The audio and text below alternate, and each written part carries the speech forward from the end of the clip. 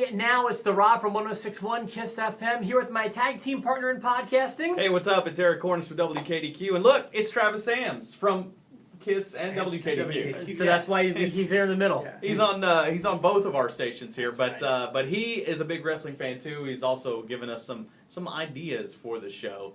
So he's going to be joining us today. You brought an interesting point to the table. There's one thing we haven't talked about in its entirety, but you're right. We do need to get to something first. Yeah, before we get to the topic of the day, we've got to say congratulations because we've got a big winner with WWE just about a week away in SmackDown. We've got a grand prize winner. This person will not only get to sit in the front row for the SmackDown tapings. This person will not only get to take home a souvenir chair, prize pack. Who knows what other prize pack items. But this person will also get to come by the station when we interview the WWE Tag Team Champions, the New Day, that are going to be right here in the studio. So, congratulations, Michael Virgin. That's right, Michael Virgin. You've always been a viewer, a listener, and we appreciate it very much. So, I know you're going to have a good time in the front row of the Enhancement Talent section at the Ford Center on May 12th. Getting closer, guys. Yes, absolutely. So, Travis, you brought up an interesting topic here. You said, have you guys ever covered this? I said, no, I don't think we have. So, what you got? Well, I was just talking about tag teams, like where they were in the past, where they are now. Your favorites, maybe? Yeah, you know what? It's interesting because tag team wrestling, first of all, just in the history of wrestling, it's a main event thing, but it has not been in WWE. Mm-hmm. You know, so many of the territories were all about having tag teams on top, or even WWE at one point. You know, they had 3 different crews going out. You know, if Hogan's main eventing one town, you might have the B town, and you have the Hart Foundation on top. So. Yeah, it's definitely a lost art, and a tag team match can be structured so much different than a regular match. So, I feel like the kids today are trained to be singles wrestlers, are trained to think that tag team is back burner. Thoughts? You agree, disagree? I mean, for the WWE process, I think it kind of is, and that's a shame. Yeah. But I don't know. What do you think? Well, I mean, if you look at it today, look at most of the tag teams you have today, you've got singles competitors being partnered up. Look at Cesaro and Kid. Sure. However, they are an awesome tag team. An awesome tag team.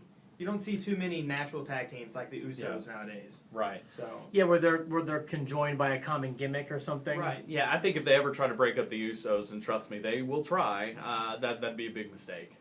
You know, they don't have enough of their own personality, and they're meant to be a tag team. And I think they enjoy it that way. And really, you were talking about Cesaro and Kid. I think they enjoy being a tag team as well. Yeah. So you have to have people that embrace that, I think. Mm-hmm.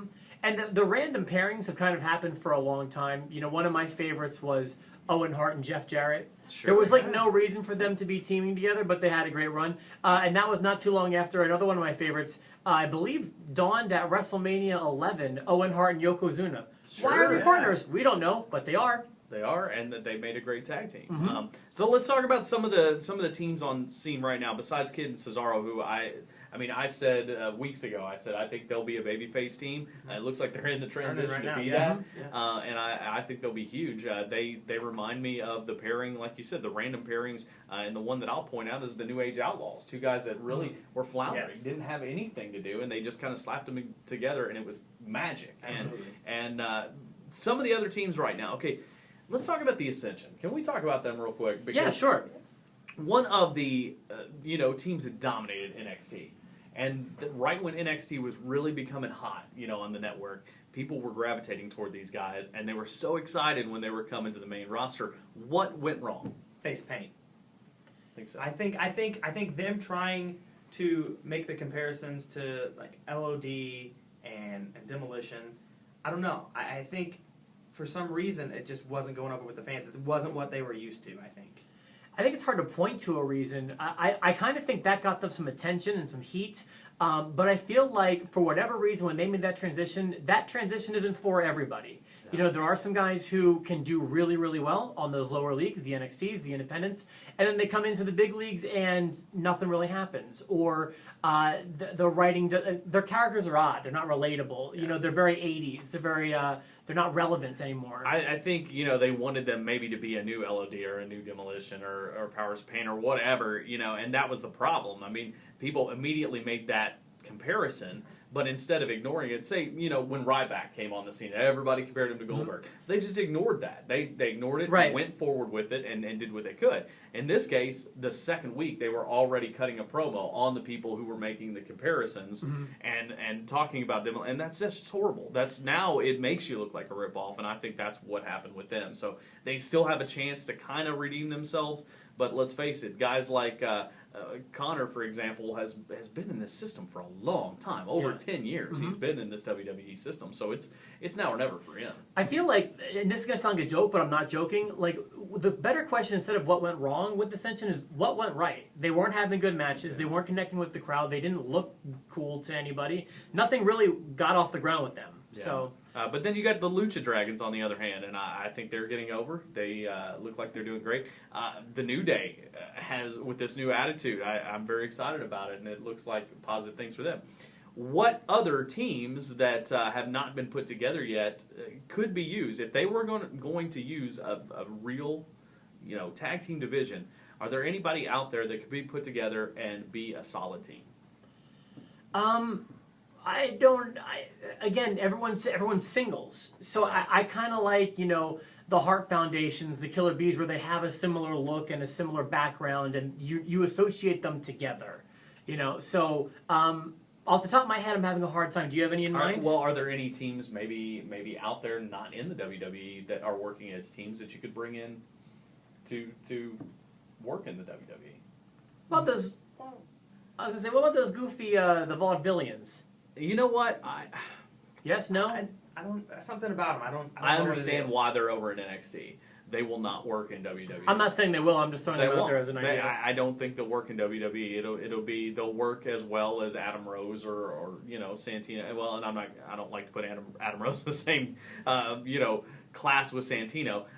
For their roles, yes, but Santino's way more over than Adam Rose and way more over than the Vaudevillains will be, I think. What do you think about, you've got Enzo Amore and Colin Cassidy? I mean, I think they're very, very over in NXT. True. But do you think they can make that transition? They might, but Enzo Amore's got way more. I mean, he is that team. Yeah. Oh, he is, absolutely. Big Cass, I don't think, has that, he doesn't fit, I don't think, in that team. No. But it just works, I guess, because he's like the muscle, and then you got the little guy that does all the talking. Okay, they could work. There was talk of the Briscoe brothers coming in. Okay. I think they're past their WWE. It's been a little while for them, I think. You've got guys like Nick and Matt Jackson, the Young Bucks. They've made it clear they don't really want to be in WWE, but I guarantee if they gave them a contract, they'd be there. Yeah. So I don't know, but one team that I think I could see, until events of this past week, the King of the Ring tournament, that I would love to be a dominant team that's a tag team, but also in the main event. Maybe like a rated RKO used to be. Okay. Is a team like Wade Barrett and Sheamus. Yeah. You know what I mean? Okay. I think that they could be great tag team champions, but still be working with the guy. They're not the type of tag team champions that go into a match with John Cena and they both get beat in a 2-on-1 handicap match. I hate that. But they could go into a match against a couple guys like Reigns and Ryback or something like that. You know what I mean? Mm-hmm. They seem more feasible as a main event tag team than The Miz and R-Truth did back in 2010 against The Rock and Cena. True, but they tried, and I like where they were going with that. But sure.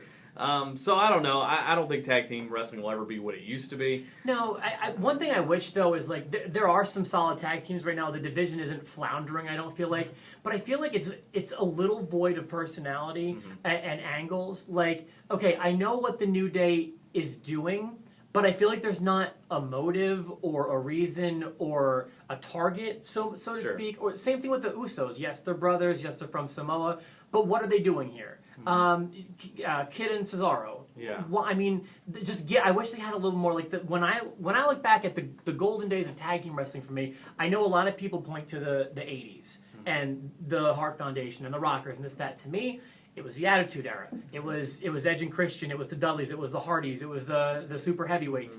Cool, and you go on and on. It didn't stop, and there were so many. There were angles. There were conquistadors, and there was tag team ladder matches, and there were Lita, and there were third people in their teams. There were so many angles that I feel like are just missing from today's. I know New Day is dressing the same, but that's not enough for me. Yeah. No, I gotcha.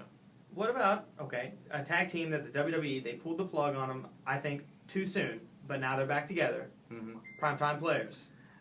Yeah, I mean they're going to have to give them a chance to do something. I mean they had some traction going. Yeah. So I don't know. I like the team. I do think they pulled the plug on it way too soon. I just hope it's not too late for those guys, to kind of do something. So yeah, there is some light at the end of the tunnel. But let's go back to the glory days real quick. Quick top 3 tag teams of all time, guys. In no particular order, the teams that I mentioned. It's Hardy's, it's Dudley's, it's Edge and Christian, and when you put them together, it was magic. Very cool. I'll agree with that. More along the lines of Attitude Era. Hardy's probably. Then you got the New Age Outlaws, and my favorite tag team of all time, albeit they probably weren't the greatest, but the Rock and Sock Connection. One of my favorites. There you go. Okay. Yeah, definitely had their own little place in history. I'll kind of go through a bunch of different decades because I'm a big fan of tag team wrestling. So New Age Outlaws, I think, just for what they were and how they were put together, I think one of the best tag teams of all time. I would definitely put Billy Gunn into a quick top 2 of best tag team wrestlers of all time. Really? That may be another show altogether. Yeah. Right up there with another guy I'll mention in one of my favorites, Bobby Eaton. Bobby Eaton along with Stan Lane in the Midnight Express. That was more of my generation there. I expected to see the Midnights on your list. And I'll say Edge and Christian. I really think Edge and Christian was a great team, and both spawned pretty good single superstars. So and not too many teams do that. so there you go. Tag team wrestling in a nutshell. And thank you for that topic, Travis. Hey, I no appreciate problem. that. Anytime. That's what I'm here for. So for myself, and of course Travis also, and Eric, yeah. Hey, thank you so much. And coming up this Thursday, we're going to be talking to WWE contracted referee and Evansville native, Wrights High School graduate Dan Engler is going to be right here on the program. Thanks for watching the Enhancement Talent.